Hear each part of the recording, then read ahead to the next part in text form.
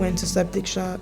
I had to learn how to walk again after, had to learn how to write, talk a little bit, how to do daily things. Kind of nearly died.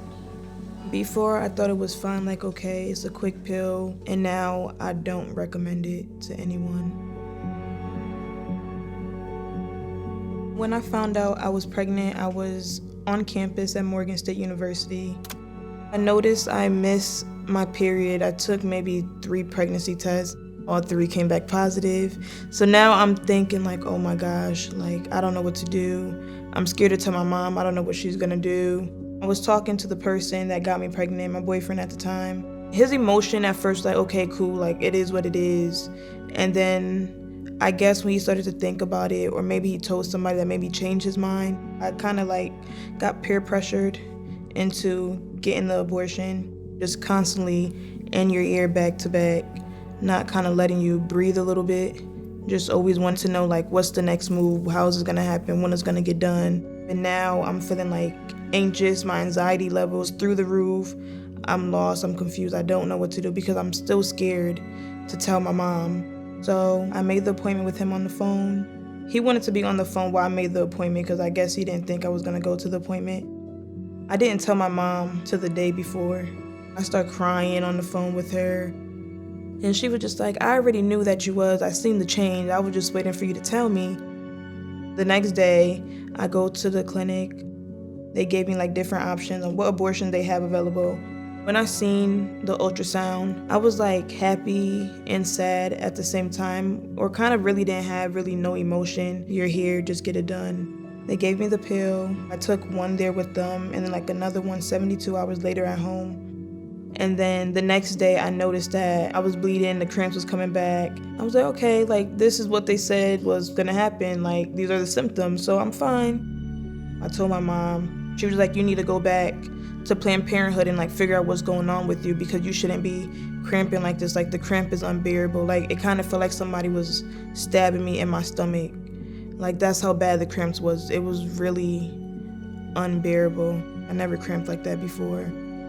So I went back to Planned Parenthood 2 days after the abortion, and I told them the symptoms I was having. It was the same doctor that I seen. She took the ultrasound, and she's saying that it's no remains left, so I'm just agreeing with her because we're looking at the same thing on the ultrasound. They kind of like just brushed it off and was like, hey, these are the symptoms, like you're fine. And she just sent me about my way. So I go back home. I called my mom and I told her what happened, and she was just like, well, we'll just wait and see if the pain go away, like take some Tylenol or Advil. We were supposed to take family pictures for the holidays, but we wasn't able to do that. She noticed that I was like blue, pale, like I just looked really lethargic and sick. So she's like, you should go to the hospital since the hospital's like right there up the street from the house. So my dad ended up taking me to the hospital. They checked me, they put me on like IV. They do an ultrasound, and they told me that I still had remainings of the child left. So they took me into a surgery. That's when I started getting a fever. I was throwing up constantly. I remember the first 3 surgeries that I had to remove the remains of the child. All my family came, they prayed over me, and that was kind of like the last thing I remembered. From there, went to septic shock. They ended up admitting me. They put me into induced coma because they knew I wasn't doing well. Kind of nearly died. I was there for maybe a week or so. They kept me, and then they wanted to transfer me to another hospital, maybe like an hour away. I was still in a coma there. I wake up in ICU on a breathing tube. I was on blood transfusion. I had a stent in my neck so they could do blood work and all this other stuff. And I wasn't able to talk till like the next day. My mom and my dad is constantly coming to see me. They stayed in Hartford and make sure I was okay. They was with me every day. I was finally able to talk, and then my mom came back in. I was like, hey, Mom. She was like, oh my gosh, like you're able to talk. Like this is so good. Like, ooh, I'm glad you're still here. You're talking to me. So that was kind of like very emotional for us. They told me it was very bad. The abortion pill gave me an infection behind my uterus, so I had to have a partial hysterectomy. Finally met with occupational therapy and physical therapy, and then they were just telling me like, hey, if you want to go home, I need you to do this. They showed me how to step in and out the shower, how to brush my teeth. I had to learn how to walk again after, Had to learn how to write, chew, talk a little bit, how to do daily things. Didn't go home till maybe like the last week of February, and I was there from the beginning of January. I took the whole semester off, that spring semester of 2020. I have a nurse come in every day to change the wound vac that I had attached to my stomach. I was falling into like this deep hole of depression, kind of not wanting to do nothing, didn't really want to figure my life out. Kind of was over it, just want to sit in my room all day. So my mom suggested that I should look into therapy. She did help me process it. She did help me find healing. She had me journal every day. She gave me little homework assignments to do.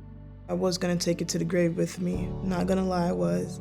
But then just talking to other people and just like, you should really share your story because it might be someone else that's probably going through the same thing that you went through. I went on a retreat and the lady that run it, she asked me if I would like to share my story with the girls at the retreat. Everyone was just in tears, crying. Some didn't know like what to say or what to do because this was their first time hearing that an abortion pill could do something like this to a person. Before, I thought it was fun, like, okay, it's a quick pill, 1, 2, you'll be back to your normal life within no time. And now I don't recommend it to anyone. I do look at it as a business. People that's administrating these type of abortion, they don't want the negative things to be out in the open for people to see because that's their way of people coming in and them getting money for their practice or for their business. They're just gonna give the good about it. The negative won't be there. I still think about the child till this day, what life probably could have been if I did keep it. I would say the child do go to heaven because I do believe in God.